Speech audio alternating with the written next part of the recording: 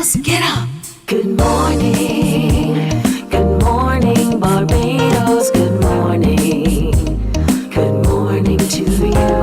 Good morning. Morning, morning, morning. Good morning to you. Good morning.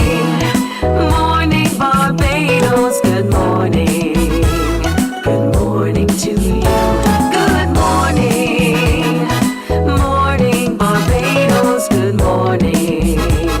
Wake up, wake up, wake up. Morning to you. Good morning to you. It is Thursday, July 11th. Good to have you in company for another Morning Barbados. I'm Tisha Hines. I'll be here with you until 8 o'clock this morning. Certainly hope you had a great night last night and you're ready for all that the day has to offer today. We certainly will try to get you there with everything that's on today's show. So hoping that you can stick around for an exciting time. And we're starting with something that is really on the tongues of everyone, everywhere, AI. So now we're hearing all about AI Camp Studio, AI technology, and how it's evolving. And we have a few wonderful guests joining us for our very first discussion this morning. Larry Hercules, a seasoned tech leader and entrepreneur with over 20 years of experience, and Petrian Trancoso, co-founder and director of Caribbean Amp Studio. Good morning, joining us virtually. Good to have both of you with Hi, us. good morning. Hi, good morning. Thank you for having us. Absolutely. So let's start at the beginning. Tell me a little bit about your organization, Petrian, your co-founder and director of the Caribbean Amp Studio. Exactly what do you do? Right, so Camp Studio is a film and entertainment company. Um, we have psychologists and experts in business and technology that work with us closely to provide content for family and children. All right. And we know that when we talk about technology, that's one of the areas where we're leading the charge with AI. So let's bring Larry into the conversation. For Larry, set the table for us in terms of where you fit in with everything we're talking about today. Sure. I'm originally from the Caribbean, so for me, I'm very passionate about how we get ahead of the curve. And for me, it represents the ability to flatten the barriers to entry to using technology to really enhance as well as create new revenue streams for Caribbean nations as a whole. So me, be working in AI, building a lot of AI-driven products for many years, myself holding an AI patent, it was super important for me to ensure that I contribute to growing the next pipeline of technologists who create AI as well as build products using AI. All right, that's excellent. And there's so many questions that I can send to you on a rapid fire basis following that. But I'm going to head back over to you, Petrian, to talk about how we're bringing these two together. Maybe me naming you two as two completely separate entities in different places to be able to make this happen, this information share of sorts. Yes, so people usually wouldn't think that film and technology can join hands, but it technology can be anywhere. And so with the onset of AI, um, we have situations where all skilled workers can be replaced, so to speak. And now we are back with our backs against the wall. Our creativity is what we have in hand, and so Camp Studio has the role, the responsibility of helping creators use technology in such a way that they can still create. We see a lot of businesses coming up and utilizing AI. And now we are encouraging creators to also adopt the same mindset, since the world is taking on AI now, and we don't want to be left behind.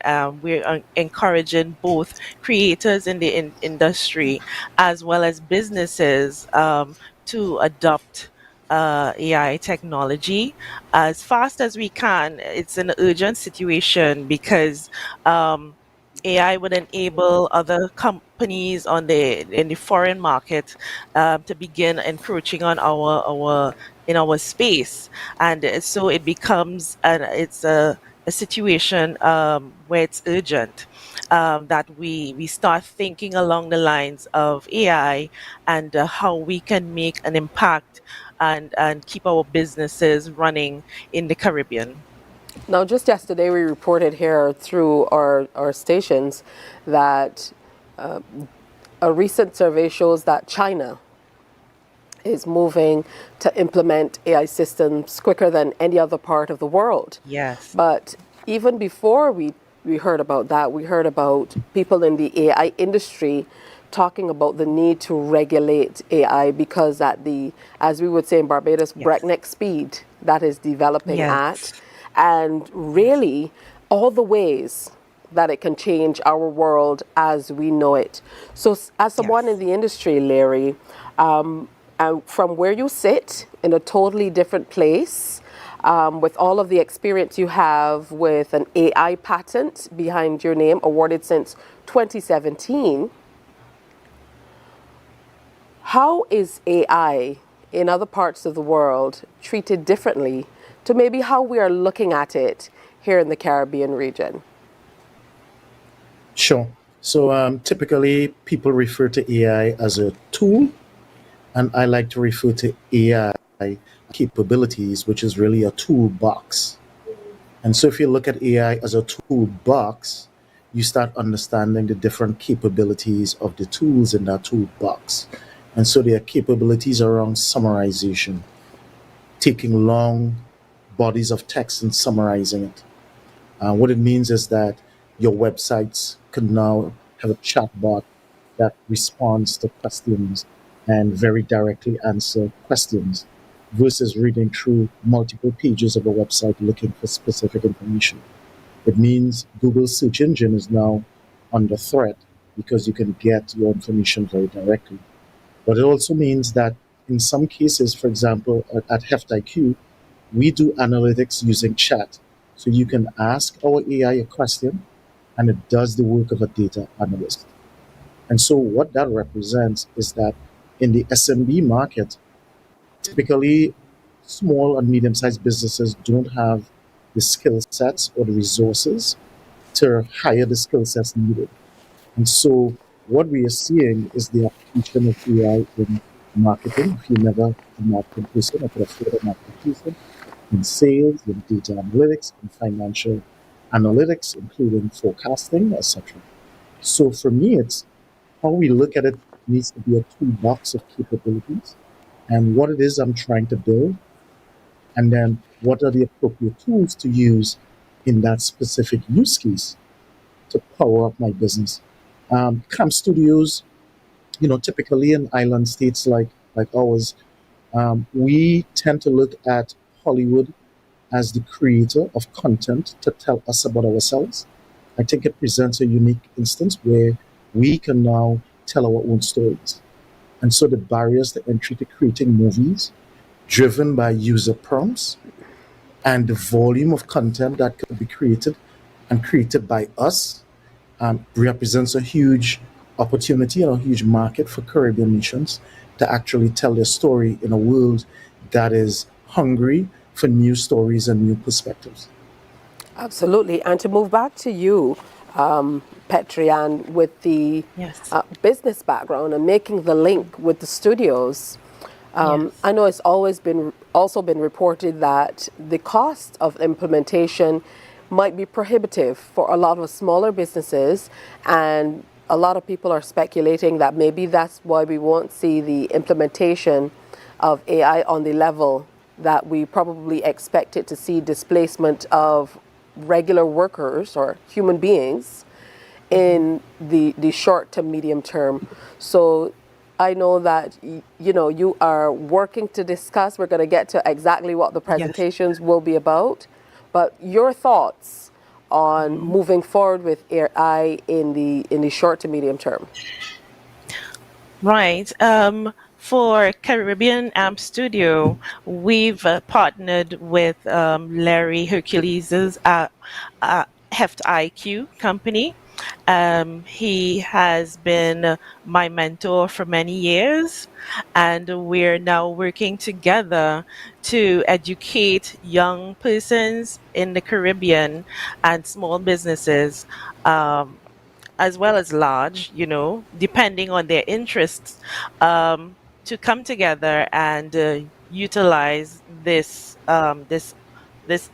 impending this technology that we have no choice but to adopt anyway. And we may think, as you said, we may think it's far away, but every day new discoveries are being made in the AI space. And so what we find is that internationally, there are a lot of layoffs happening. And we're here in the Caribbean. We think that our companies would not move toward that, in that, maybe they may not be able to adopt it as quickly because of exposure or maybe cost. But we have an urgent need to become useful in as individuals, as employees, to begin using those technologies to help move our business faster, to produce faster, and and to gain access to the global market. Absolutely. And I know that, Larry, you mentioned, a lot of the large language models are able to crunch tons and tons of data that traditionally people would have had to go through. We know now that, various major agencies, they're able to condense entire conferences through AI, through a recording into a full summary, and then breakdowns of major topics and this and that, things that might have taken regular people weeks to do, months to do even. Yes. You're getting churned out of AI in a matter of seconds, which is beyond Yes. what we've ever thought before. And Yes. I know even in the way I've been questioning you, it seems as though we're putting AI as something so far out of reach that it's Yes. almost like it's a distance away. That's some aspects of AI. So we know that we've already Yes. integrated much of what's been done. The summaries, the write-ups. A lot of people are using it even in media. Recently, we've Yes. seen a collaboration with the New York Times, for example. So initially they were saying, well, you're training the AI models, the large language models, on our articles. Yes. And now we've seen Yes. them come full circle and say, okay, we want you to use our articles. We want to partner with you. We want to be a part of this. So there are many ways that we truly are integrating AI into what we're doing. And I want you, Larry, to kind of lay it out some more. I'm always Sure. intrigued by the chatbots that you get when you're calling most businesses across the world now. You don't necessarily reach a person. And even as you engage with the chatbots, you have to issue voice commands for it to be able to try Yes. to get you to someone. So I'm fully aware Yes. that there's lots happening, Yes. but just share with our audience, some of the regular ways that we're engaging with AI without even knowing. Things like spam filters and email, right? You typically don't get most spam emails in your inbox. That's a really nice application. Autocomplete on search, right? Search is evolving very fast. Um, Google makes money from eyeballs putting search results on a screen that you have to filter through. There are now search engines like Perplexity, Tavili that gives you search results with references as well. Um, your Roomba vacuum cleaner maps the insides of your house using AI. So there's a lot of forecasting models have been around forever. So there's a lot of traditional AI that is not generative AI, but with ChatGPT, I think AI became a topic in the public discourse. And so I see generative AI as being a separate category of AI that is now able to leverage large language models. Now, I must say, because the language has semantics, and because Caribbean countries have their own language semantics, there's still a slice of opportunities for countries and companies to create their own fine-tuned models based on how they see the world and how they construct their language semantically. And in music, every year we create semantically different sentence structures that mean totally different things. And so for us, if you have a chatbot in a Barbados company, the semantics around language could become very compelling to people who speak that way. Right? And so it doesn't have to be American English, just as the keyboard evolved from British English to American English. It's the same semantically. We can create fine-tuned models within our own context to understand certain things the way we understand it. And Barbados being driven a lot by the tourism industry, I feel very passionate about the opportunity for companies in Barbados and the government of Barbados to help drive and create new large language models with the context of Barbados and tourism that then creates that unique slice of the world from Barbados. And I'm very confident that countries in the Caribbean can do it because we already do it in many other domains as well, right? But as the world creates unique experiences and the travel industry has rebounded from COVID, I think there's some unique opportunities for countries like Barbados to leverage fine-tuned large language models that is very unique and then be able to license that model to other travel content platforms like the TripAdvisors of the world, etc. Absolutely. Even just kind of customizing it for us. We know that Alexa Yes. and Siri don't understand what we're saying anyways. So tell you what, we're going to take a break here. And when we come back, we're going to delve into this mastering generative AI, innovative solutions for leaders at all levels, and talk a little bit more about the Creators Lab and that unique workshop that you're doing for kids and teens coming up to enhance their technical and communication skills for the future. So that's all next. They're going to stay here. We want you to stay as well. Don't you go anywhere. Morning, morning, morning. Good morning. Good morning to you. From the beautiful shores of the gem of the Caribbean, Barbados, home of the amazing Harrison's Cave, the tantalizing Oystins Bay Garden, our historic garrison, the indigenous road tennis, and the friendliest people in the world. We are 94.7 FM, the ultimate Bajan experience. My friend, you don't plan to get it? Oh, Barbados. Hey, I'm KB Clean. Join me 6 a.m. until 10 a.m. right here at 94.7, the best and ultimate Bajan experience. My show is called Bajan to the Bone. Don't miss it, Bajan to the Bone. Weekdays right here and only here on 94.7.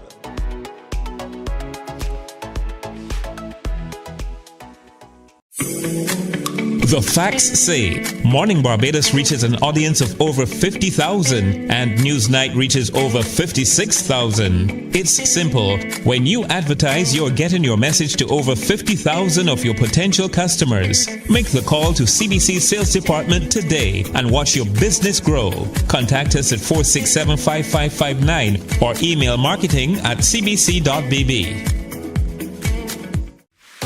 Welcome to the Crop Over Sweet Spot, your go-to show for all things Crop Over 2024. We'll dive into the big issues of the day with exclusive interviews with the entertainers, the experts, the movers and shakers of the festival, plus you, the audience. Get to join the conversation and share your views. Tune in to CBC TV 8 every Friday night for the ultimate Crop Over experience with yours truly, the Admiral. We're big on everything Crop Over 2024. The Crop Over Sweet Spot, brought to you with the kind compliments of Axel Finance. Tune in every Friday at 6 p.m. to see me, Chrissy D, on Fashion Flair on CBC TV8. I'll be bringing you the latest fashion trends, fashion ends, and everything in between. Get ready to transform your style, get inspired, and elevate your fashion game with the ultimate guide to looking fabulous. Join me, Chrissy D, this Friday on CBC TV8 at 6 p.m. for an exciting episode of Fashion Flair. The ultimate cricket showdown is coming to ESPN, and MCTV has got you covered. The ICC Cricket World Cup 2024 is here on ESPN and MCTV. Tune into MCTV channels 302 and 308, and don't miss a single. Morning, morning. Good morning. Good morning to you. Hey, welcome back. It's 6:30 already, quickly moving by. And usually when we get into these types of topics, it feels like the time goes really, really quickly because there's so much to get through and so little time. So Larry Hercules is here with us and Petrian Trancoso as well. And I want to get into, Petrian, a little bit more about the Creators Lab and how you're looking to share all of this information specifically. Well, the Creators Lab was inspired by a desire to nurture and develop young talent in the Caribbean. We recognize that there is a need for a dedicated space where young persons, young creators, could experiment and grow. And because I've had a passion for technology and storytelling and creativity and the arts at a tender age, I've decided that, it's more of it makes sense to add the technical element, the technology element to the Creators Lab for young people, because that's the world that they are going to be living in. So through the Creators Lab, we aim to provide participants with the skills and knowledge and the opportunities that they would need to succeed in the creative industry. And we hope that it would empower the next generation of Caribbean creatives to tell their stories and make their mark on the world itself. So adding the technology element, the AI element, closes it in all, because they are able now to adapt for the new world. It's something that the school systems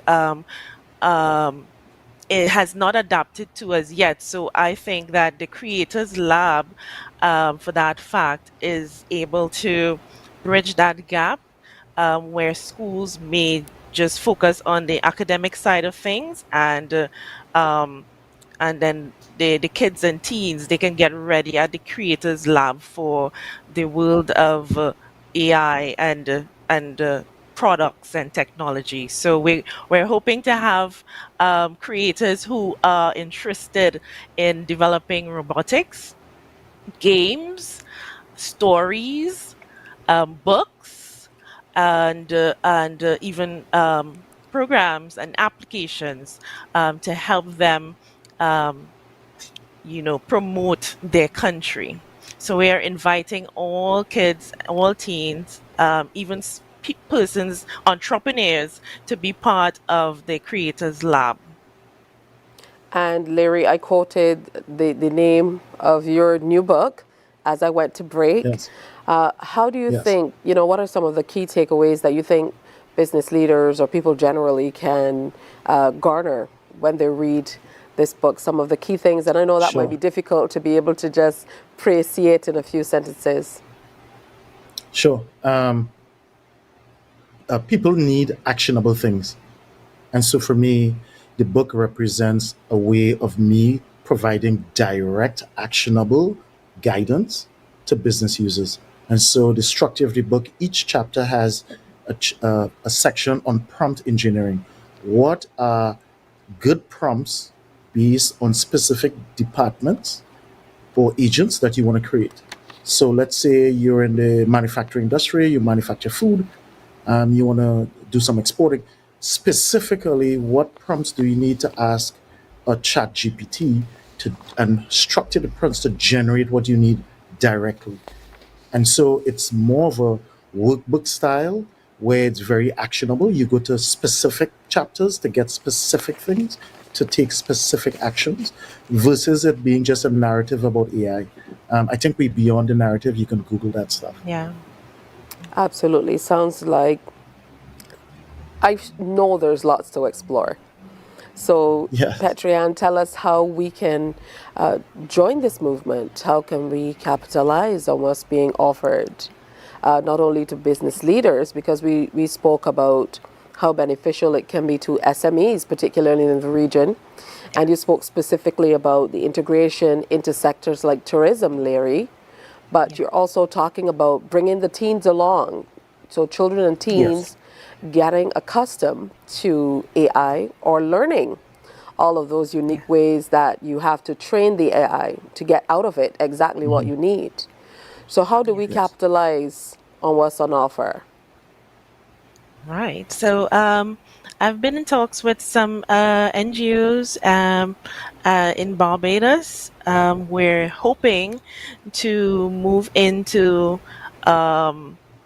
creating a camp for young kids and teens to provide that service.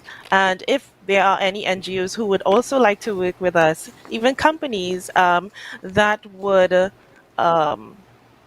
be an opportunity for the kids in Barbados to learn and adopt the technology that is to come. All right, good stuff. Final word is yours, Well, Larry. I'm already here. Wonderful. Final I'm word very is yours passionate. in terms of encouraging. Sure, thank you. I am very passionate about workforce development. I think it needs to have a public-private partnership. Last week I conducted some sessions for the Chamber of Commerce in Trinidad and Tobago. I have 5 sessions set up in the US to conduct workshops as well. So I think public-private partnerships is the way. I'm available as well to conduct those and make them very actionable for both the public as well as the private sectors throughout the island nation states. All right, well, I must say this is definitely a sweet spot for me. I mean, AI has captured my attention for quite some time, and I look forward to hearing more from you guys about what you'll be doing to be able to share this knowledge, certainly with the Barbadian public, from kids all the way through to the business community. So thanks for coming in. This most certainly won't be the last time we'll be checking in with you. So we look forward to seeing you soon. See you. Appreciate your love, Tisha. Thank you for having us. Yes, All thank right, you so much for having Larry us. Hercules, a seasoned tech leader and entrepreneur with over 20 years of experience. And we really could not list off all of the accomplishments behind his name. Today would have probably taken up the entire show. And Petrianne Trancoso, co-founder and director of Caribbean Amp Studio, a creative business looking to share with you how you can capitalize on AI. All right, time for another break here on Morning Barbados. Coming up, the outgoing Junior Minister of Tourism is in studio. We're going to get a chance to hear how he did over the last year of his tenure. Morning, morning, morning. Good morning. Good morning to you. The ultimate cricket showdown is coming to ESPN, and MCTV has got you covered. The ICC Cricket World Cup 2024 is here on ESPN and MCTV. Tune into MCTV channels 302 and 308, and don't miss a single six, wicket, or heart-pounding moment as top teams vie for the 2024 T20 World Cup. From June 1st to 29th, it's cricket you can't afford to miss. Tune into ESPN on MCTV, and for live radio coverage, tune into 94.7. Catch every moment of the ICC Cricket World Cup T20 action. We enjoy a game of dominoes and singing karaoke. I just love cruise. When you love me just a little bit longer. You get to relax and have a drink and listen to some nice music. It's something different. It's spectacular. It's fabulous. You know, it's a different feeling altogether. I never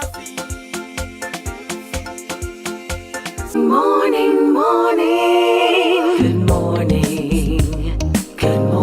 to you. Good morning. So welcome back. What have you been up to? What's today, Peter? Peter, today is Thursday? Yeah, Peter reminds me which day it is. I'm losing track of time, man. I don't know if it happens to you too. Maybe it's a little old age. But no, probably not, because the little ones around me often like, today is today. It feels like the days are going by quickly. I don't know. I'm going to have to conduct a study in collaboration with the University of the West Indies, because I feel like as you get older, time feels like it's getting shorter, right? So the young people are like, oh, I'm so bored. There's so much time in the day to sit around and play.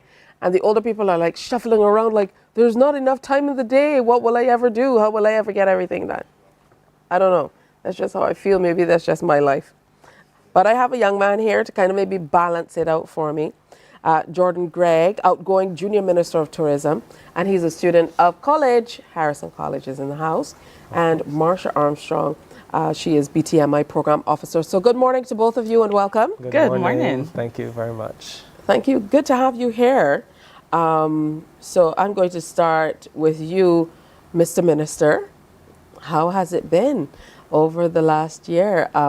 Just kind of taking in everything from representing Barbados to taking on this role as Junior Tourism Minister.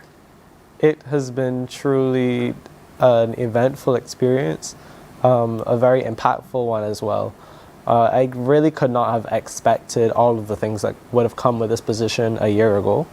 And I think that every single opportunity and every single experience that I've been able to have has been able to improve me as a person, and also been able to give my voice a platform, kind of a megaphone to other youth in Barbados, which is obviously one of the main reasons why I did the competition, to get my ideas kind of out there. And that's a great segue into you, Marsha, because that's what the program is all about. That's why the tourism ministry, based on all that I've heard, set out to have a program like this. Yes, please. It's part of our sustainable tourism efforts in ensuring that this industry will be competently taken forward and managed within 20, 30 years.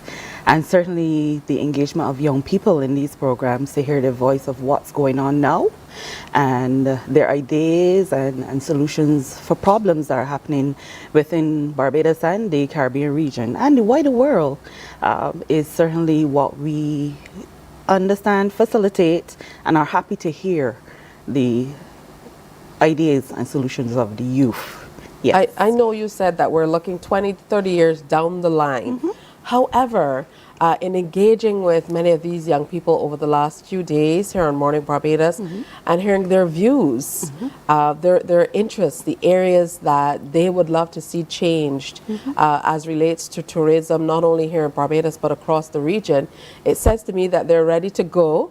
And I know there's already legislation on the table so that they could jump in there and really kind of lend their might from early on. Yeah. So what are some of these areas that your interest has kind of reached fever pitch over the last year? Maybe where you started compared to where you are now, based on all the things that you've been exposed to. Mm-hmm.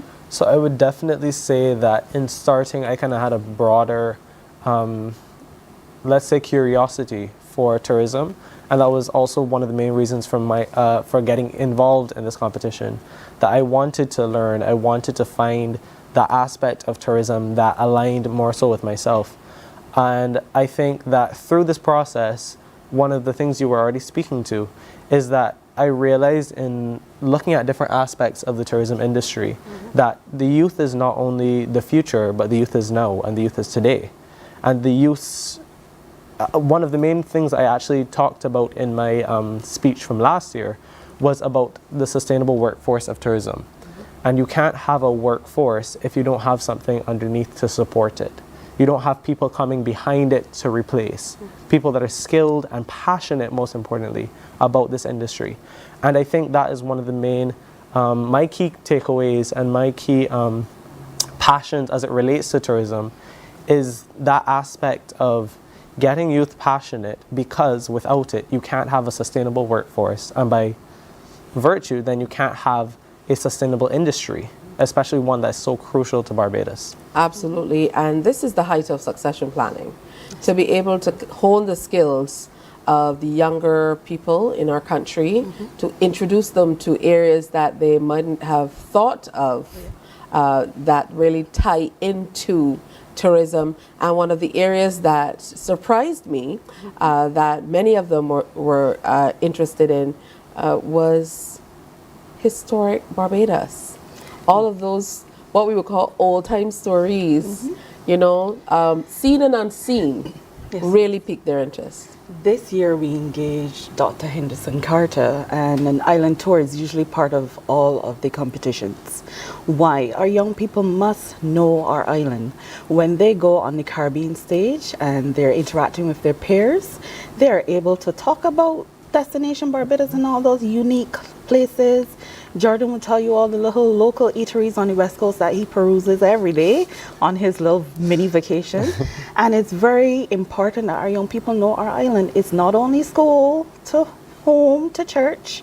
Go to and explore your island. Our visitors come here every day and they do that. And we want our young people to know, because they are our youth ambassadors, and they will be the ambassadors when they go overseas and they travel to universities. They have to come and give a presentation on Barbados, and that island tour pretty much exposes them beyond what they know within history and Caribbean history and Barbadian history. Unique places, and I was flabbergasted at some of the comments from our young people here, previous interviews, to hear how much they enjoyed that tour. And yes, our young people must know our island. Absolutely. And just to add to that, I remember that, you know, from primary to secondary school, certainly when I went to school way back in the 19th century, the late 19th. We used to go on a lot of school tours. So, you know, we would go to the Animal Flower Cave and Harrison's Cave, and then you'd go on picnics. But most importantly, we went to a lot of the places of interest. And I find that there are not a lot of young people who are able to get that exposure through schools, because that was the way that a lot of young people were able to really enjoy the places of interest in Barbados. The one and only time they went to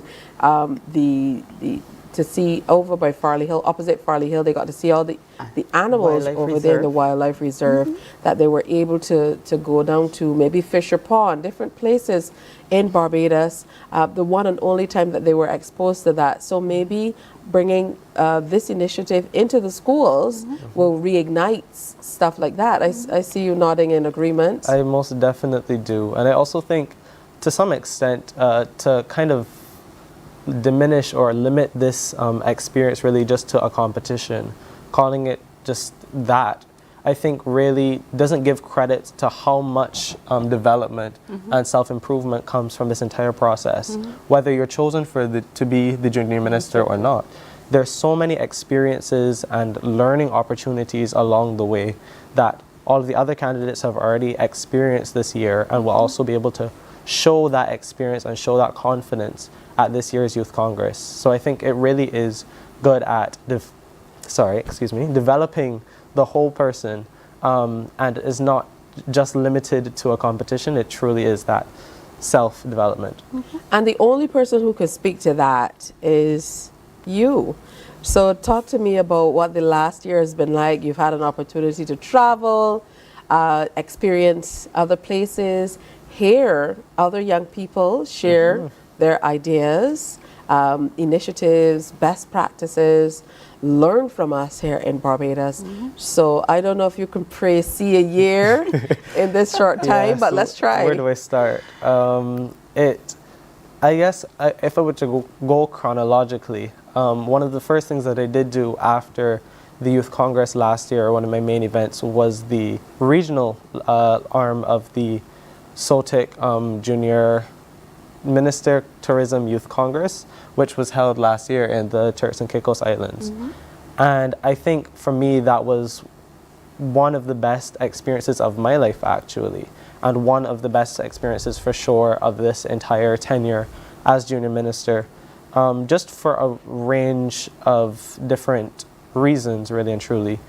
But I would say one of the main impacts that that experience had on me was being able to, as you said, interact with those other regional counterparts, not only my peers, but also regional people involved in the industry at higher levels, and being able to have passionate tourism discussions, bring different viewpoints from different countries, from different expertise areas, bringing those youth voices, and being able to enjoy that experience with a lot of other like-minded people was truly very inspiring for me, and it also helped me be able to explore tourism and explore this passion.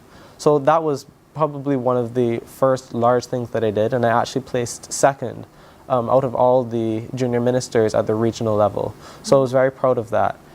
After the Youth Congress, I've had so many other experiences that have enabled me to be able to build on this confidence and build a sense of self, to be able to talk from a place of experience and a place of knowledge. Being able to do things like this on Mornin Barbados, being able to, we did the Tourism Week Mornin Barbados segment as well. Yes, we did. I actually had an article in the Nation News where I was interviewed for that, and that's allowed me to get my message further out there. I was able to do events with the BTMI, Loyal Visitors. the Loyal Visitors Gala, and being able to interact as well with not only people working within the tourism industry, but the tourists themselves, and being able to have that exchange of someone who is obviously involved now in tourism, and being able to see that joy in tourists and see their willingness to participate and interact, and happiness really that does come from their experience. So I think there's I really cannot summarize it in 5 minutes, but those are just a few tidbits of my year, really and truly. And they're truly highlights. Most definitely. You know, it's exciting to hear all that you have been able to do in this, you know, this tenure as Junior Minister of Tourism. I would imagine that it also piqued your interest about what was happening on the ground here in Barbados, which really, in traditional terms, if you're talking about a junior minister, then you truly have to be on top of what's happening here, seeing how changes are being made or what's being implemented. And I most certainly think that you have lots of thoughts about what happened even following Hurricane Beryl, just a matter of days ago here in Barbados. Yeah? I think for sure that is truly a tragedy. And seeing the impact to not only Barbados, but our other islands within the region and within CARICOM is really heartbreaking, to say the least. I think that from the stance of a junior minister, and also being able to look at it from a tourism aspect, I think you can obviously understand that tourism suffers in times like these, when a lot of facilities are damaged, when a lot of, as you were saying, as a minister, you kind of look within and look at the people of the country as well. And when others in the country suffer, those people feed into tourism, those people feed into your economy. And I think that it is important that we support those people in these times. That's actually one of the main points that I actually talked about last year in the Sustainable Workforce Talk. You realize that actually every aspect of Barbados is actually involved somehow in tourism. Even if you think now we obviously saw a lot of the damages that were done to kind of the fishing areas in Barbados and Oistins and other places where a lot of fishermen actually lost their boats, that sort of thing. You realize that a lot of the hotels or restaurants that cater to the tourists through tourism use the fish from these fishermen, and other agricultural sectors that may suffer in hurricanes like this will also have effects on tourism, because we're all connected and we're actually all involved. So I think that is why it's so crucial to make sure we have a sustainable workforce, and so crucial that we support these people most definitely in these times, and really always, because without them we don't have an industry, we don't have a sector. It is really the people that drive it. Mr. Minister, you definitely get my vote. I'm just saying. you definitely get my vote. You know, just putting it out there. But I can tell that you truly are into what you believe about tourism and creating an enabling environment for young people is what it really is about when you talk about building that capacity through succession planning, through ensuring that you have not only people that are passionate to take over, but have the depth of knowledge and understanding and skill sets to be able to do it as well. And I'm sure that you guys are incredibly proud of being able to shape this program to facilitate this kind of interest and growth in our youth, but it also redounds to the benefit generally of the country. Each and every year, having been coordinating the Junior Minister Tourism Competition, we're pleased. We're very happy. We're happy when we engage young people like Jordan and the discussions that they have among our staff, whether it's marketing, whether it's communications, whether it's his discussion on AI. We were listening very intently just now. And I am happy. BTMI is happy, and I'm sure the Minister of Tourism is happy with the young people that represent our junior ministers at the Caribbean Tourism Conference every year. And I must say here, 2005 junior minister is now the chairman of the BHDA, Mr. Javon Griffith. Wow. He was a student of the Courage and Paris School, and he had that passion in 2005. Very adamant, he came and he brought his application for the competition, and he didn't win at the regional level, but since then he has gone on to pursue tourism studies at the university and at his master's level. And he has been constantly in conversation with myself and my colleagues at the ministry then and the BTMI, and we're very proud that today he is the chairman. We also have a business development officer, Jason Yearwood, in our New York office of the BTMI, who was also a junior minister of tourism. And whether our junior ministers are not directly, they're indirectly engaged, and every single year, every day, you hear their comments on the sector, what we can do, and we're very happy to have that level of communication, constant communication with our junior ministers and our previous junior ministers of tourism. But even like Jordan said, even sectors that we don't feel like are areas of business that we don't feel they are somehow interconnected or interrelated to tourism generally mean it's like one big spider web in terms of just everything kind of connecting, even if it's not directly, indirectly to the tourism sector. So you're now outgoing because we're getting ready for a new junior tourism minister to be crowned, you know, passing the banner outside on Crumpton Street every day is good, but there are other schools in other places of Barbados looking for their own banners. So it must be a little bittersweet maybe, but the fact that you're still able to amplify your voice and seeing all of these examples of people who have shared this title, who've gone on to do even more, must be even more encouraging. Yes, most definitely.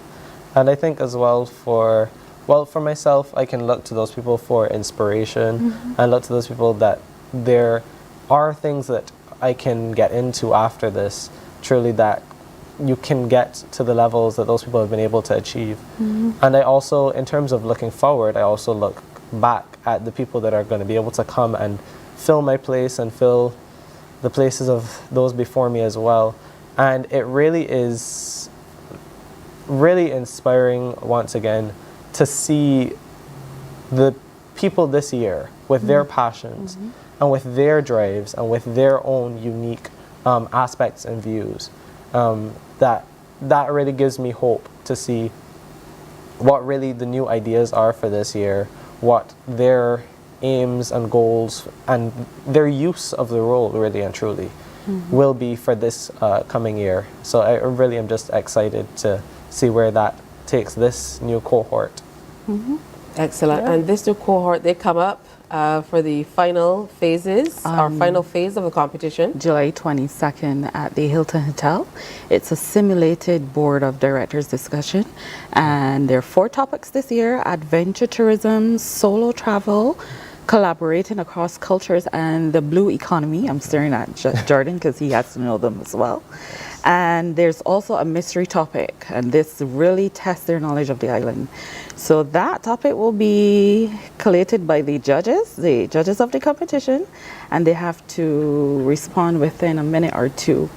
How well you know your island Barbados, and what will you tell visitors or entice them to visit Destination Barbados? And at the end of it, the person who gets the top marks is the Junior Minister of Tourism, and you have second and third place as well. But those students also, we engage them within internships within the industry, and we prepare our new Junior Minister of Tourism to attend the Cayman Islands, the conference in Cayman Islands. Yeah. All right, Jordan, I know you've been busy. You were a venture scout. And somehow somebody who's involved in scouts who's in the back in my ear wants me to say that because they want to say scouts had a hand in this Jordan you're seeing sitting here this morning. Yes. From St. Gabriel's, yes? Yes, that is correct. Well, I would have to say a lot of different aspects and a lot of different clubs have helped me on my journey. I can see all the badges. Realizing, yes, most definitely. So they all have different meanings and all were earned in different ways. Yeah. But I can say for sure Scouts was one of the main kind of inspiring and developmental areas that has been able to take me to this point that I've been doing since, I think it's since class 1. Wow. And that's many moons ago. That's almost as far as the 90s for me. That's exactly. The late 19th we're on the century. same level Exactly. Without regret, exactly. Yeah. So, so that was one of the main key areas that did help me in my growth and you can see where I am today. And also a lot of other areas that I would also have to accredit as well are Key Club and Junior Optimist International as well have both significantly helped me in my journey to get me to where I was last year and get me where I am today. All right, that's beautiful. We look forward to the finals and we look forward to hearing about who's crowned new Junior Minister of Tourism 2024. 2024. Fantastic work. Thank you so much, Marsha Armstrong. Thank you. Is a BTMI program officer. Jordan Gregg, outgoing Junior Minister of Tourism. Q cheers here. Yeah, and representing the Harrison College. I'm told you guys, you know, you've had it for a few years there in Compton Street. People are gunning for you, man. But we will see how things turn out. We will, for sure. All right, so thanks for coming. Thank you. Best wishes. Hey, we look forward to seeing the new minister next time around. And we're going to hear more about Jordan, just like Javon. I think we have a photo of Javon. They were talking about Javon. There he is, still flying the flag high for Barbados. So showing you all the wonderful ways that the program continues to yield benefits for us. Time for another break here on Morning Barbados. We'll be right back. Stick around. Morning, morning, morning. Good morning. Good morning to you. We enjoy a game of dominoes and singing karaoke. I just love crew. When you love me just a little bit longer. You get to relax and have a drink and listen to some nice music. It's something different. It's spectacular. It's fabulous. You know, it's a different feeling altogether. I never feel so good in a party yet. Follow me to Q in the Community this Thursday.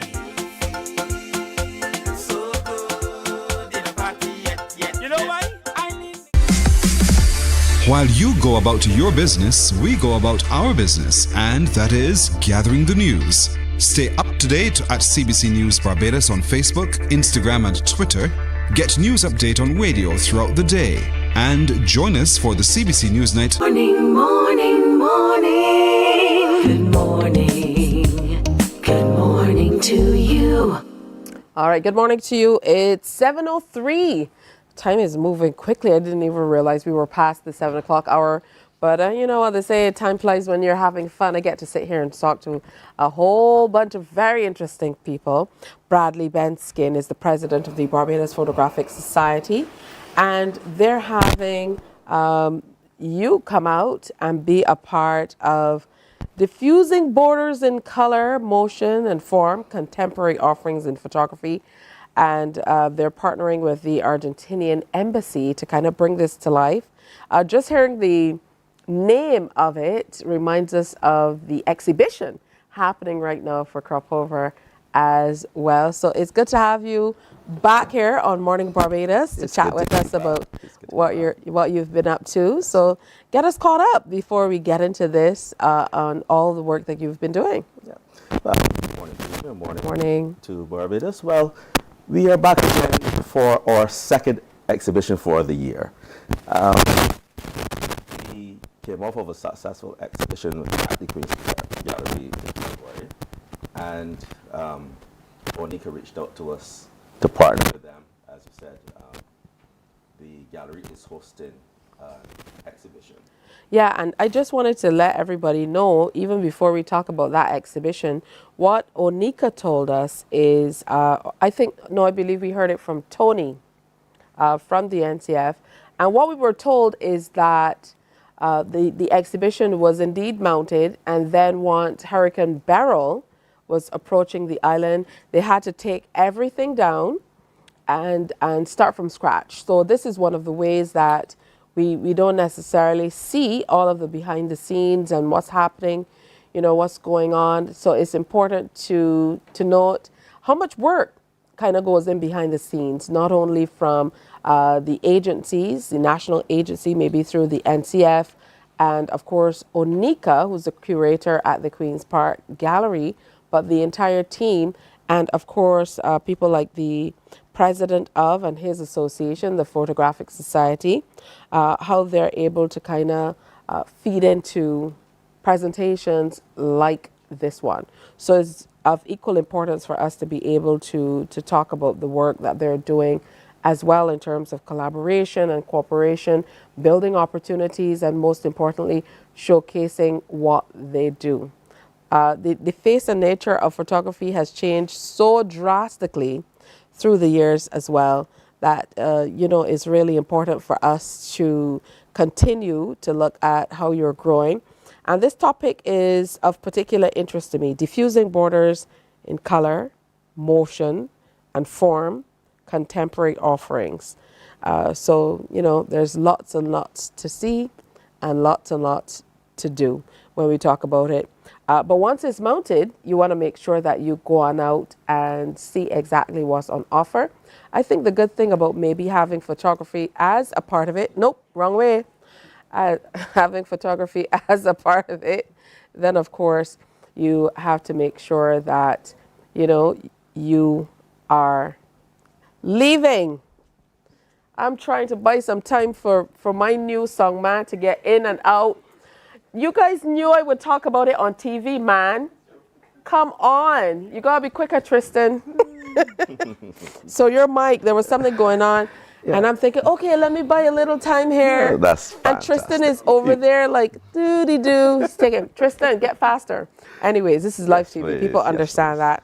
Mm-hmm. So I think your mic is, we have to say, like, who was it? The mic on? The mic working? Well, I hope it is. Yeah, we want to make sure. But you were talking about kind of getting into this particular exhibition. Yes. Well, as I was saying, Onika, as you mentioned, had come to us again with the idea of partnering with the NCF, the gallery, and the Argentinian embassy, as well as the central bank, to participate in this series of shows as we celebrate our season of emancipation. So when she came, we jumped on the opportunity to once again showcase the talented artists and photographers that we have within the society. And we managed to pull together the show in about 2 weeks. And as you said, with Beryl, we were supposed to open on the 9th of July in partnership with the embassy to help celebrate their Argentinian Day. But due to the passing of Beryl, we had to defer and reschedule until the 16th, which is next Tuesday. It will be at the same venue, and we have got the work up and mounted, and it's ready for Barbadians to come and share with us as we celebrate again for seasonal emancipation. Let's talk about how your members prepare for exhibitions like this one. Is it that they're kind of going out with this purposeful view of how they want to participate within the confines of the theme, or do they generally pull from the work that they're doing throughout the year? It's twofold. We generally start with the theme, but as you can see, that theme is very layered and very in-depth and complicated, so we had to break it down. So what we do, because really and truly we're playing on the word contemporary and diffusion and also color, and based on that, we broke it down and we said to our members, all right, we are not going to have any pressure. You can create, or if you have work that you've already created that fits the theme, we are open to that. But the idea is that it must be contemporary work. So we gave what was the limit was the scope of time that we could have work that was created. So we gave our members a 5-year scope. So we went back probably 5 years. So let's say just before COVID and whatever else, because we wanted to capture the contemporary things that are happening now. So what you would see is that members went out and they would have captured moments during COVID. They captured moments now. They would have captured elements of changes within Barbados within the last 5 years. And they would have used various mediums to do so. Absolutely. How's the face of the changes that we've seen in how photography is done, how it's received? How has that changed the society throughout the years in drawing on these pieces? Because I know these days with this can kind of do a bit of everything, and people fancy themselves, like me, photographers when they really aren't, because of all the ways you can kind of get into the phones and do that. So talk to me about how your organization, your society has changed because of the changes across the world. Well, what has happened with this society is that we've adapted. We've gone to digital and obviously cell phone and other things, and now we're into the mirrorless camera era and AI, and we have evolved with the times. But the thing about it is that we have also not forgotten the past where we've come from, and we've allowed our photographers to use all media, including cell phones, to create. So they're not limited to what the tools they can use to create the images. And what you'll see is that some of our photographers have used new media to create old styles of work. So you'll come and see black and whites. You'll see a lot of fine art photography, all those things. We've used canvas prints to produce work, in addition to newer technologies and newer materials like metals. So you'll see a whole wide range across the spectrum from the photographers as they've created the images that they've done for the show. That's very interesting stuff. And I mean, the conversation really has to continue going, because the changes are in such quick spurts when it comes to technology and the ways you're able to kind of capture moments in time. I think that's how we have to name it, but it's impressive to hear that you're moving so quickly. I remember just a few years ago, I was like, I have to be on top of the technology. I need a digital camera.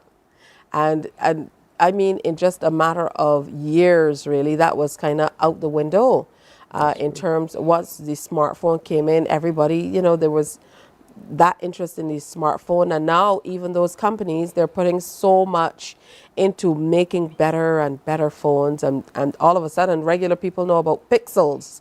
When I remember when I did photography in the late 19th century,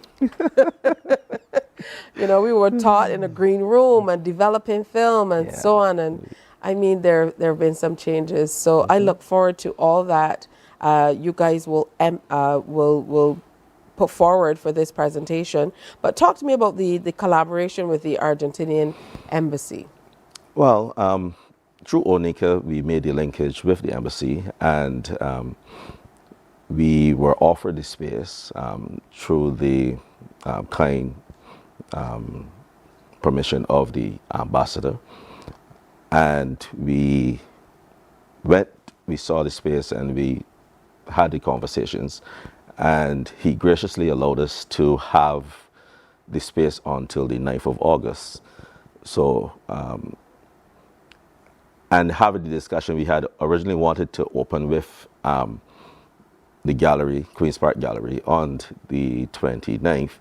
But in keeping with the fact that Argentina was celebrating Argentina Day on the 9th of July, we decided to defer our opening until that day. But as we said before, what happened was that Beryl intervened and we had to put it off until the 16th. So we are now going to open with the embassy on that day.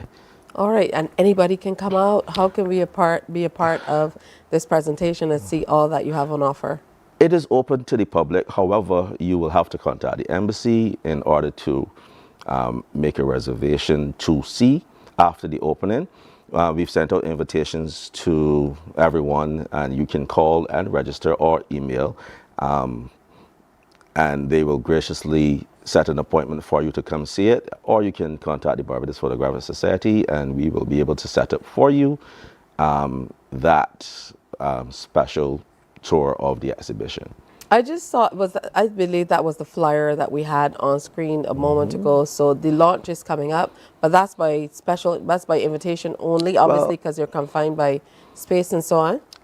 It was open, but we are confined by space in relation to the opening, and we've had some overwhelming response in relation to attendance, but it will be open during the business hours of the embassy, and you can call anytime after the opening, Monday to Friday, to make an appointment to go see it, and it's open to everyone in the public.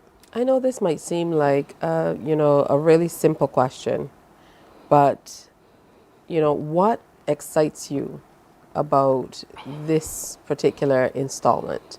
As someone who is so into photography, as a member of the Photographic Society and so on, based on what you yourself might have submitted and your colleagues, what intrigues you most about the presentation?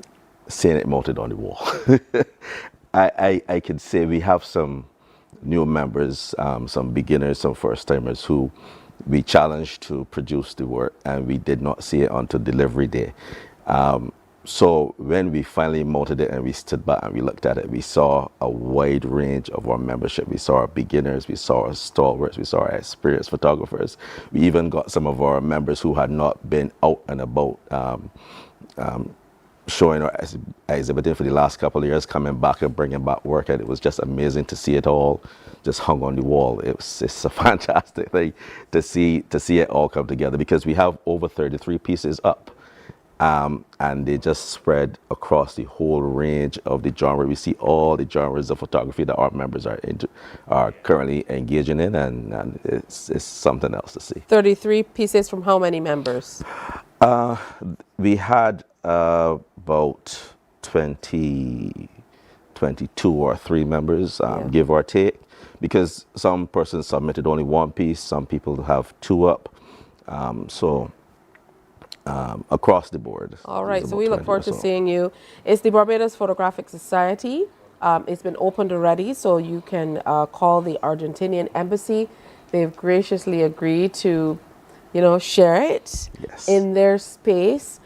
So you can go in and see it. To RSVP, call 537-1800, 537-1800, or email the Barbados Photographic Society at gmail.com.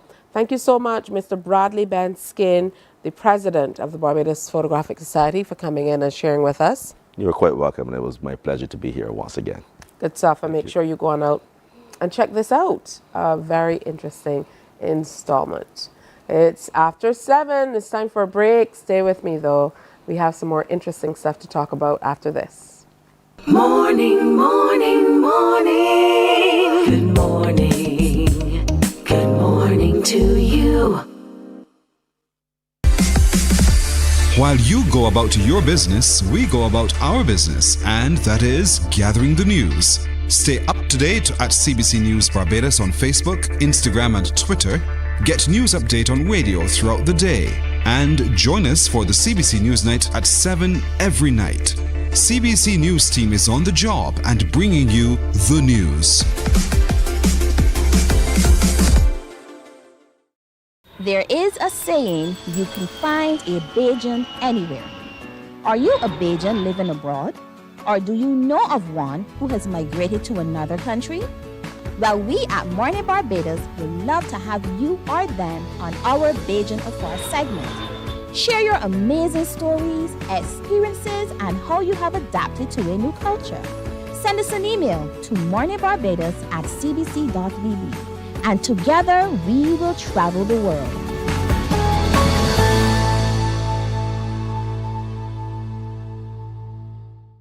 From 98.1 to CBC TV8 comes the Soca Avenue, the sweetest soca hour in radio.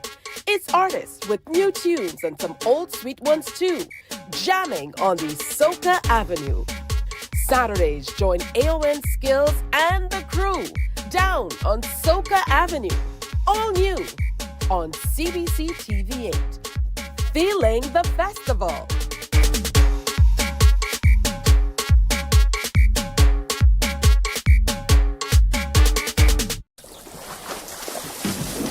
From the beautiful shores of the gem of the Caribbean, Barbados, home of the amazing Harrison's Cave, the tantalizing Oystins Bay Garden, our historic garrison, the indigenous road tennis, and the friendliest people in the world. We are 94.7 FM, the ultimate Bajan experience. My friend, you don't plan to get it? Oh, Barbados. Hey, I'm KB Clean. Join me 6 a.m. until 10 a.m. right here at 94.7, the best and ultimate Bajan experience. Morning, morning, morning. Good morning. Good morning to you. All right, welcome back to Morning Barbados. Isn't it interesting how we use cell phones these days? I used to look at the clock there, and now here I am. It's 21 minutes after 7. You know how it goes. Yeah, use them for just about everything. I think if I had to ask somebody to kind of list off all the ways you use cell phones, they probably wouldn't be able to. It's the longest list ever. All right, so we want to tell you about the National Summer Camps. Finally, we have them here sharing about it. And I think today's the last day of school for a lot of schools, so just in time. We're going to welcome, usually we go to the online guests last, but we're going to welcome Celia Collymore, Director Enterprise Experience Enterprise Camp with the Youth Entrepreneurship Scheme. She's joining us online. Celia, welcome. I'm doing well. How are you? I think your mic is off. Is it on now? Hi, morning, Tisha. How are you? There you are. You're asking me how I am like you didn't see me yesterday. I did. I don't mind you. But today's a new day, Tisha. It's true. I don't mind you asking. So ask me again. Tisha, how are you today? I'm doing well, thank you. How are you? I am well. Thank you for asking. I'm just being bad to you because you should be here, like Sashia Reed Thomas, who is the Summer Arts Coordinator, Next Steps Training Initiative. Welcome. And also here we have Carolyn Garnes, a name that that we've come to know over the years, Youth Commissioner and Coordinator of the National Camps Program. So good to have all of you to have a conversation about Summer Camps 2024. And I'm going to start with you, Ms. Garnes. Talk to me about what the National Summer Camp has been able, the National Summer Camps have been able to do for Barbadian children and their parents alike throughout the years. Well, we've been able over the years to keep the children occupied and learn new skills, meet new friends, and their friendships that have lasted for years. Over the years, we've had young people who still call me Mummy and Mum. So we've developed a lot of them, and they've grown over the years and branched out and business people and stuff like that. How long has there been a National Summer Camps program? From as far back as 1996. Well, I know because I was a camp counselor at Dighton Griffith School in the late 19th century. In other words, in the 90s. Yeah, so I know that it's been around for quite some time. I wasn't in camps, but once, you know, I was able to, once I finished school, I think right before I went to community college, I was definitely a camp counselor. So, very interesting stuff. Let's start with you, Sashia. Talk to me about the summer arts that you'll be teaching within the camps. You're coordinator of that particular program. Okay, so the Summer Arts Program is part of the National Summer Camps Program, facilitated by the Next Step Chin Initiative, which is headed by Mr. David Denny, who's the Youth Projects Coordinator. We are culture-focused camps in 13 locations, 11 of which are culture camps, and then we have 2 digital media camps, which will be at the Bonnets Resource Center in St. Michael and also at the ministry. We are focused in both visual and performing arts. For performing, we have things like dance, drama, drumming, stilt walking, shaggy bear, and other things along that line. We also have visual arts, which will be jewelry, arts and craft, nail technology for our older folks, and jewelry making.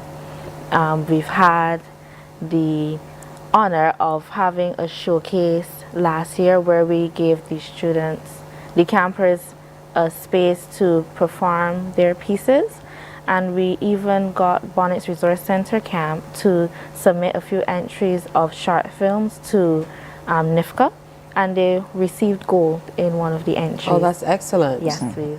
Wonderful. It sounds great that the camps have evolved to the place where we are now focusing on very specific areas.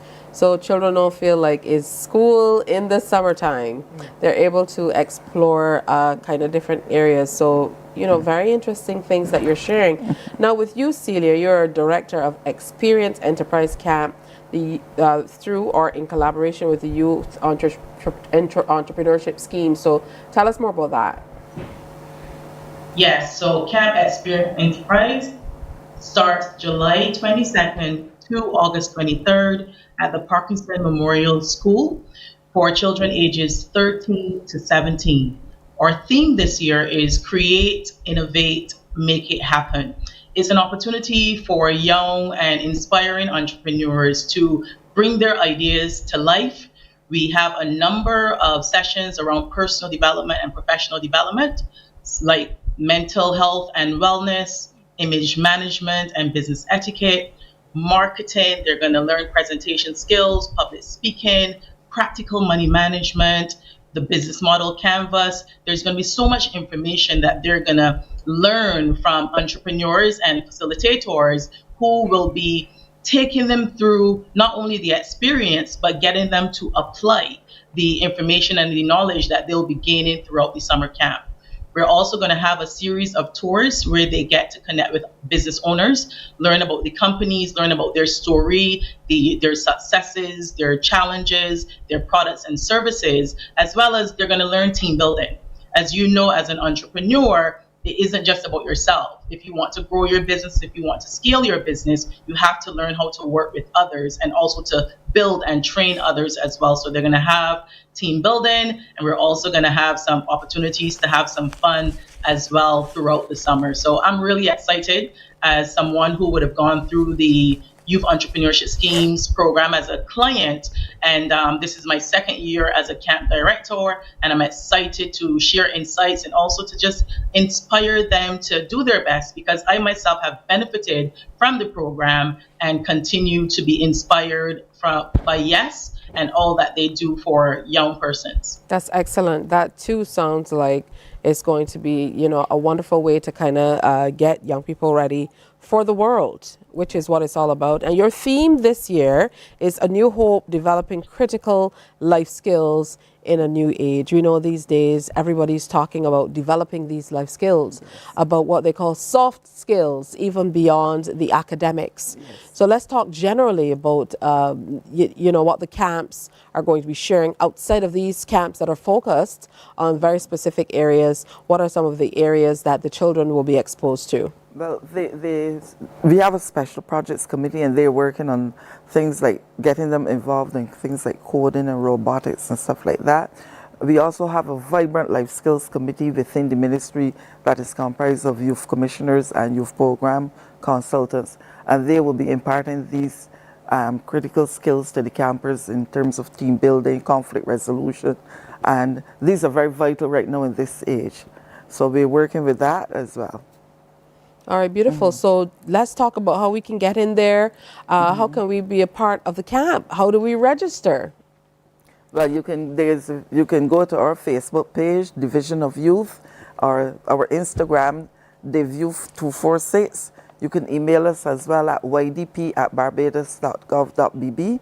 And once you go to our social media pages, you can click on the link and you can register your campers there. We also have a call out for volunteers. It's coming in very quickly, but right now we're in the training stages for these volunteers. So we're asking the wider Barbados to come out and volunteer, work with these young people to help them develop. In various areas. Yes. And of course, camp is launching the 22nd, which is next week. Yes. So we are really, right there. It's time. Yes. There's no extra time left. Sashia, talk to me about, you said that you're going to be in 2 particular places, specific places for your area. It's digital media, but you talked about some other areas of the art. So how is that shaping up, and what are some of the other components that young people who are signed up can look forward to? So as I said, we're culture based. There's digital media is focused on the digital media. That's why we have 2 camps for it. But the other arts, how it will be, the disciplines will vary. We will have at least 5 cultural disciplines at each of our 11 locations. The disciplines will vary. You will not have the same camp having the exact same thing as the other. There will be variations. And the children from different age groups, ages 4 to 15, can look forward to a wide range of cultural activities. And we will also be having some life skills incorporated into these sessions as well. We will have cultural assistants that will keep the students, the campers occupied throughout the day. We will also be doing a few culture-related tours that would broaden their understanding of culture and Barbados. All right, interesting stuff. What can campers look forward to most of all? Because I know sometimes, especially when they get a little older, and you would know this, Miss Garrett, when they get a little older, they're like, I'm too old for camp. But you guys are offering so many interesting areas for all ages that I think, this is what they need to kind of bring them back. Well, what we're doing, we're looking at the locations, because there are some locations that may not want to have drama. So we've asked the officers to identify what other disciplines they would want to see happening at their camps, what kind of camp they would envisage, if it's a cultural camp, a sports camp, whatever. We're also looking to have an athletics inter-camp meet. We're looking at some other exciting things. We're partnering with some other ministries and corporate Barbados to offer them some other activities. One of the other ministries we're looking at working with is the Energy Ministry for their Energy Week, where they'll be doing some stuff about energy with the campers. All right, and it's going to run again from July 22nd to August 23rd. It's practically an entire month.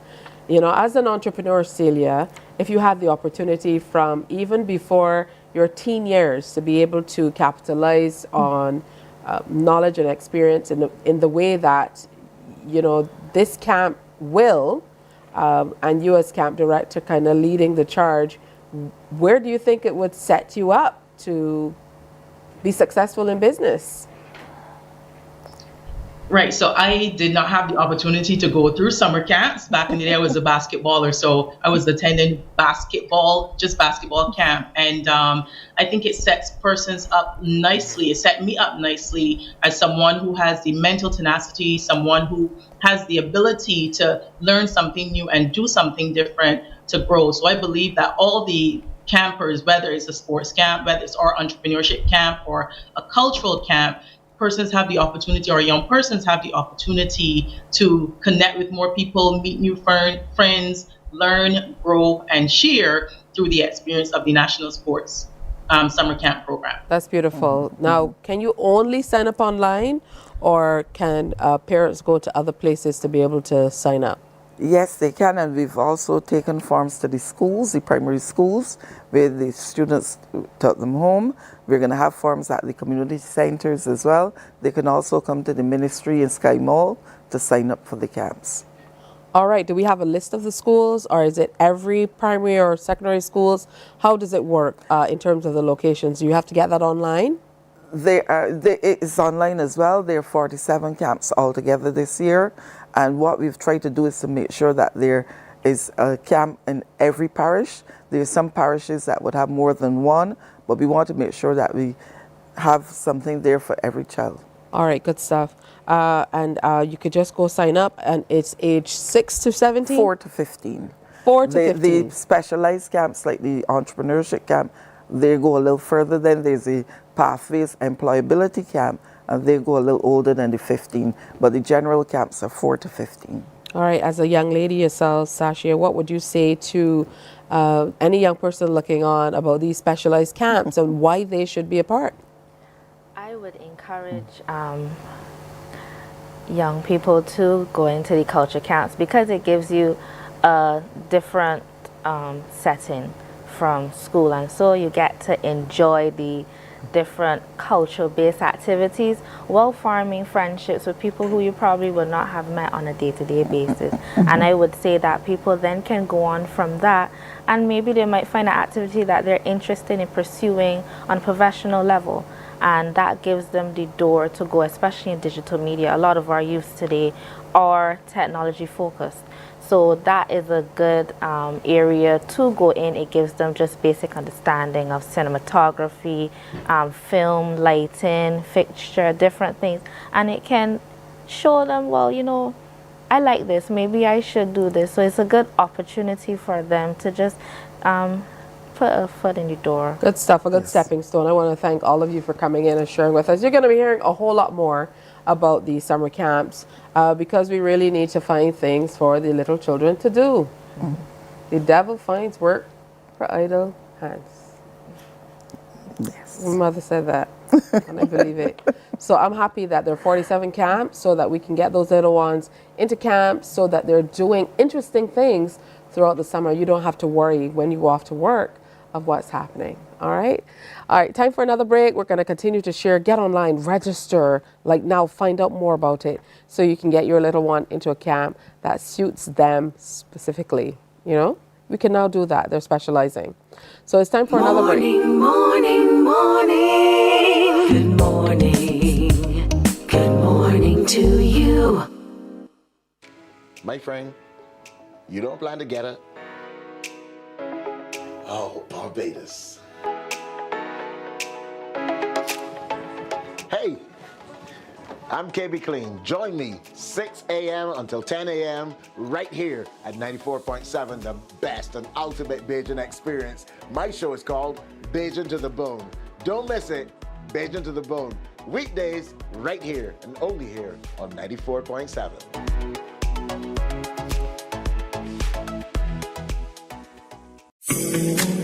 The facts say Morning Barbados reaches an audience of over 50,000 and Newsnight reaches over 56,000. It's simple. When you advertise, you're getting your message to over 50,000 of your potential customers. Make the call to CBC Sales Department today and watch your business grow. Contact us at 467-5559 or email marketing@cbc.bb. Welcome to the Crop Over Sweet Spot, your go-to show for all things Crop Over 2024. We'll dive into the big issues of the day with exclusive interviews with the entertainers, the experts, the movers and shakers of the festival, plus you, the audience. Get to join the conversation and share your views. Tune in to CBC TV 8 every Friday night for the ultimate Crop Over experience with yours truly, the Admiral. We're big on everything Crop Over 2024. The Crop Over Sweet Spot, brought to you with the kind compliments of Axel Finance. Tune in every Friday at 6 p.m. to see me, Chrissy Deeg, on Fashion Flair on CBC TV 8. I'll be bringing you the latest fashion trends, fashion ends, and everything in between. Get ready to transform your style, get inspired, and elevate your fashion game with the ultimate guide. Good morning. Good morning to you. Coming up this weekend, Kevin Moore, Cultural Officer, Music Education at the National Cultural Foundation, joins us again to talk about Pandemonium. The Republic Bank Pandemonium is coming up this weekend. So, morning to you, Kevin. Good morning, Tisha. Good morning, Barbados. All right, so talk to us about what we can expect for the Sweetest Steel Pan event to come to Barbados. Well, the Sweetest Steel Pan event to come Barbados, Barbados is Pan Weekend, the NCS Pan Weekend. We start with Republic Bank Pan Yard Line on Friday. Friday evening starts around 4 o'clock. So when work is finished, head up to the UB graduation tent. Have a nice little line, great music. We have 10 of the school and community groups that we are involved in performing. And don't be mistaken by the word school and community groups, because these are very good groups. So we have the Lodge School, we have Arlene School, Commonwealth School, Christchurch Foundation School, St. Leonard's Boys School, Dara Jordan Secondary School, Notes of Praise, which is a private school that does a lot of work within the musical community in Barbados, the Church of the Nazarene Pan Orchestra, Hearts of Flame Youth Band, College Band, and College Grads, sorry, and that is amalgamation of some graduates of the Barbados Community College's music program who play pan. So we have an exciting Pan Yard Line planned for you on Friday. Bring a chair, come sit down under the UE graduation tent, or lime, or stand up, or go by the bars and the vendors that are there and purchase a beverage, purchase something to eat, and enjoy some very good pan music. That's where we start on Friday. UE graduation tent, Republic Bank Pan Yard Line. And then we go to Sunday, which is Republic Bank Pandemonium. And Pandemonium is a favorite of the Barbadian public at this point. We've had 30,000 people last year. Anyone who's been to Pandemonium knows Pandemonium is a major event. It begins at 2 p.m. However, you could come from as early as you want when church done. Bring a picnic basket, sit down under the mango grove, pick your picnic spot, pick your party spot, pick your liming spot. There's something there for everyone. There's a very big kid zone. The kids can go and play and stuff. You enjoy some sweet pan music well into the evening.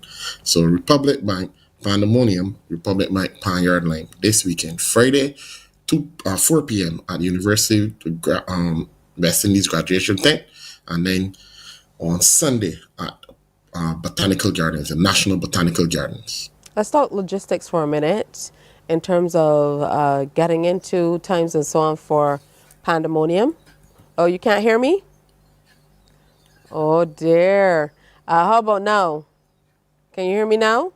I don't know. There's no Verizon ad, but I don't know why. You can hear me now? Yes. All right, good stuff. So let's talk logistics for a minute in terms of getting into that space. I know with the National Botanical Gardens, it's a really, really big space, and you've been utilizing different areas of the Botanical Gardens to do various events. So in terms of entry, times that you need to be there, parking, things of that nature. Well, in terms of Botanical Gardens, entry, parking, times you need to be there. First of all, parking is available over by the National Stadium, Netball Stadium area.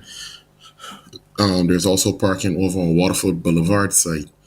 And you can enter from any side of Botanical Gardens for Pandemonium. Any entry you could walk through.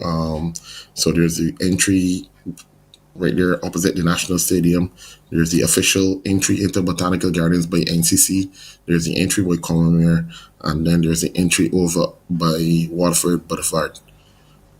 So you can enter from any of these locations, but parking would generally be around the Waterford Boulevard area and over by the National Stadium, Netball Stadium.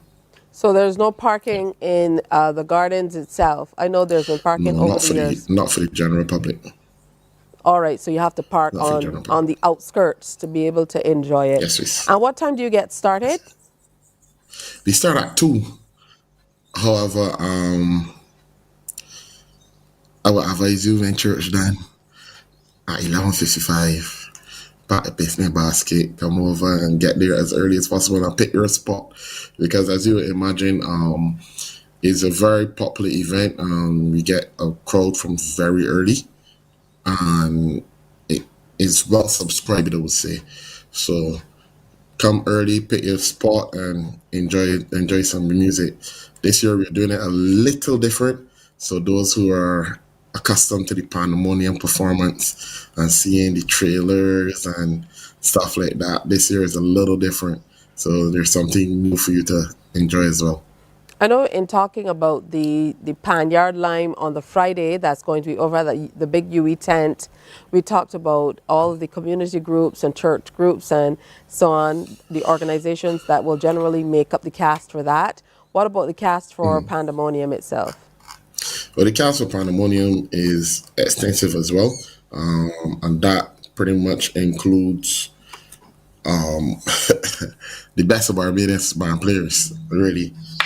So you have Calvary with PS Steel Orchestra, Euphony Steel Orchestra, St. Anne's Steel Orchestra, who have their choir with them. The Javu Steel Band, all steel group, and by all female, they mean that all the pan players are female. Phoenix Steel Orchestra, Ziggy Walker and Black Pepper. Leon Hands Like Lightning Teague, all of Trinidad in the US. The NCF's 50th anniversary Iron Massive, which is a favorite of the pop crowd as well. There will also be Republic Bank Steel Band. So the sponsor has their own steel band, and they're very good as well. And the Barbados National Youth Steel Orchestra, which is the NCF's Steel Orchestra project. And that project will be featuring Jaden Nunes Teague as well, who's the son of Liam Teague. All right, interesting stuff. So we have people from in the island and outside of the island coming out to share. Are you willing to share a little bit about the setup this time? I know that you teased that it will be a little different from what we've come accustomed to. We've devised a plan to make more space for the public so that everyone was fitting before, but we always expect for there to be a bigger buy-in from the public, and so therefore we devise a plan to make for a bigger space. So for persons who want to be up close to the stage and whatever the case may be, there's a lot more room to do that as well. I mean, there was a lot of room before. There's a lot more room now. And I know in this 50th year, the pressure really was on to kind of top everything that you've been doing throughout the years and to make it even more special for that reason. Yeah, not only just because of the 50th year, but also they got to keep events fresh. Pandemonium, when it came up in 2022, was a very fresh idea. Everyone loved the trailer concept. Everyone loved the idea of the steel pan rolling and playing right in front of them and going on. It was a very embraced concept. We loved it as well in the NCF. However, they try to refresh ideas and refresh performance styles and try to make events better for the public and create more opportunities for the public to view and engage with what's going on stage. So that's one of the rationales for the change in terms of the iteration of this Panyard Line. Pandemonium, Republic Bank Pandemonium. Sorry, my bad. I know even before we get into the Lime and Pandemonium this weekend, you've also been doing some workshops within the community, specifically, I believe, at the St. Leonard School. And, yes, so this has really fed into what we're seeing in terms of all of these community groups and schools taking part.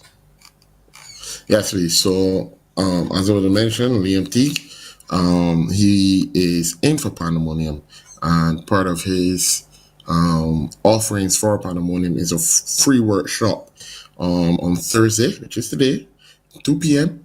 at the St. Anne's Boys School. And that workshop is for all pan players and general musicians can attend, but it's really dealing with pan and the techniques, music retention, how to retain stuff, how to express yourself, etc. musically. So that workshop, 2 p.m. today at the St. Leonard's School Hall. Did they need to do any registration to be a part of it, or can we just show up? You can't hear me? I think it's your connection. No, I can hear you. Next time you No, have I to can come hear in you. studio, It Mr. probably Moore. is. It probably is. Yeah, Next time so you come in you have to register to be a part of experiencing No, the you don't. Antigua.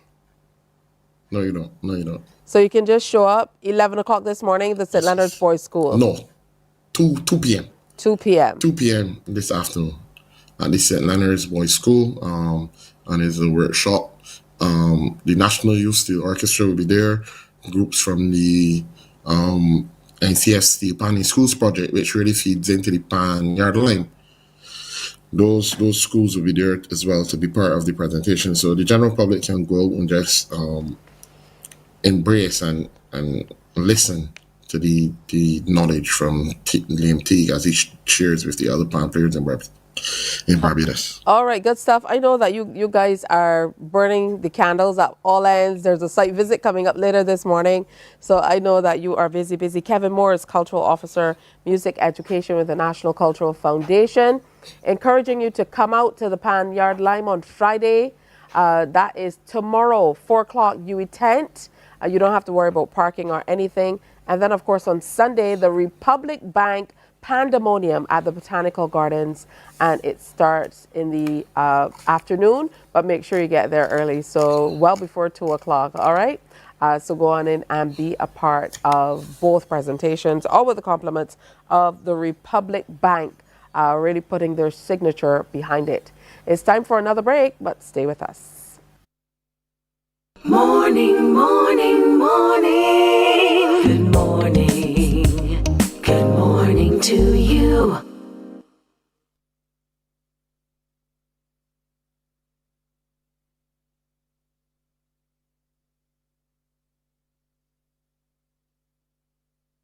Tune in every Friday at 6 p.m. to see me, Chrissy D, on Fashion Flair on CBC TV8.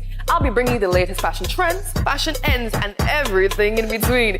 Get ready to transform your style, get inspired, and elevate your fashion game with the ultimate guide to looking fabulous. Join me, Chrissy D, this Friday on CBC TV8 at 6 p.m. for an exciting episode of Fashion Flair. The ultimate cricket showdown is coming to ESPN, and MCTV has got you covered. The ICC Cricket World Cup 2024 is here on ESPN and MCTV. Tune into MCTV channels 302 and 308, and don't miss a single six, wicket, or heart-pounding moment as top teams vie for the 2024 T20 World Cup. From June 1st to 29th, it's cricket you can't afford to miss. Tune into ESPN on MCTV, and for live radio coverage, tune into 94.7. Catch every moment of the ICC Cricket World Cup T20 action. We enjoy a game of dominoes and singing karaoke. I just love crew. When you love me just a little bit longer. You get to relax and have a drink and listen to some nice music. It's something different. It's spectacular. It's fabulous. You know, it's a different feeling altogether. Morning, morning, morning. Good morning. Good morning to you. All right, so the Dighton Griffith School Bazaar was called off a few weeks ago because of the inclement weather then, but they're back for Saturday, July 13th. They're having that fundraising bazaar for the school. Crystal Barker is president of the Dighton Griffith PTA, and Paul Maxwell is a member of the PTA. So good to have both of you here with us today to tell us all about how you're working to kind of bring it together once again. Crystal, I'll start with you. Talk to me about how important it is to be able to have fundraising activities like this one so that you can really continue on the programs that you have going at the school.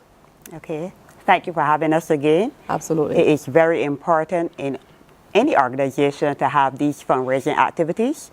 It helps build a community and foster a really good spirit within the school organization, because we can help both students, teachers alike.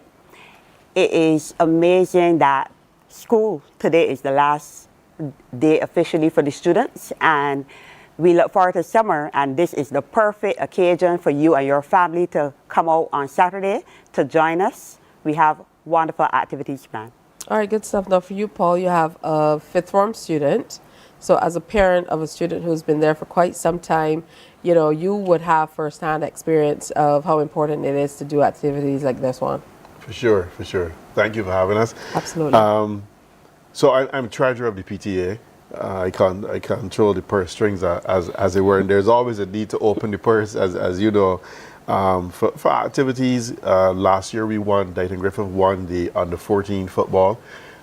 This year we're in the semifinals. So even in terms of just sporting activities, the practice balls, if someone doesn't have a pair of shoes, a pair of boots and so on. So there's always a need. You know, we painted the first form classrooms. There's just so many things that you can do, and so little funds to support the activities. So it's always good that parents can get together, especially parents like myself who have children who've passed through the school and have seen firsthand sometimes where there are resources and sometimes where there are not enough resources. Let's talk about some of the attractions and activities that are planned for the event this weekend. Yes, we have, you know, the children love their jumping tents. We have a combo of both the jumping When and are they going to slide. have jumping tents for adults?